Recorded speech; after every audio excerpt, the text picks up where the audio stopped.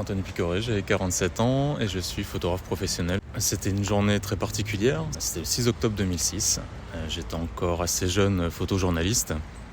Je faisais partie du dispositif, nous étions plusieurs photographes du Républicain Lorrain à couvrir l'événement parmi beaucoup d'autres photographes et vidéastes.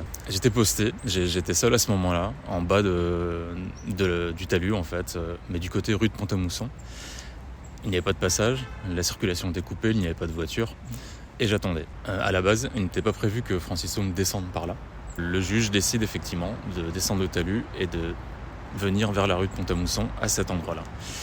Et à ce moment précis, je suis seul. On se retrouve face à face au passage piéton et Francis Saume me fixe.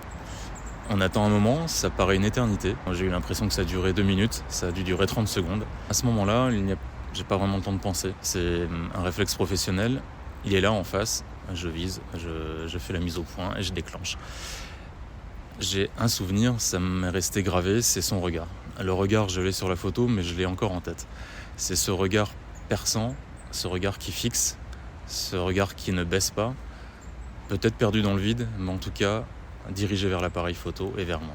Je l'ai en tête, je l'ai sur l'image, l'image est gravée. C'est un échange finalement, la photo c'est ça, c'est toujours un échange avec la personne, que ça soit une reconstitution des faits dramatiques et une personne qui potentiellement a fait beaucoup de mal dans sa vie. On est là pour l'image, on est là pour documenter un événement, on est là pour renseigner, pour montrer ce qu'il s'est passé. C'est un réflexe, on est professionnel, on a une photo à faire, on fait la photo.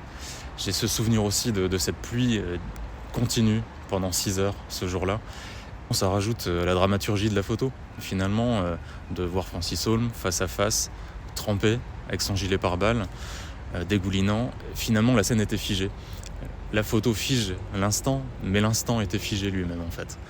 On dit souvent que dans la vie, on se souvient de 2 ou 3 images finalement dans une carrière marquante, et cette image en fait partie. Il faut aller très vite, on n'a pas trop de questions à se poser, il faut être techniquement bon tout de suite et être réactif. Le temps peut paraître long, j'ai toujours ce rapport au temps en fait quand je fais ce genre de photos. C'est que la scène est grave, le ton est grave, l'ambiance est grave. Et on se retrouve face à quelqu'un qui, a priori, a fait des choses très graves.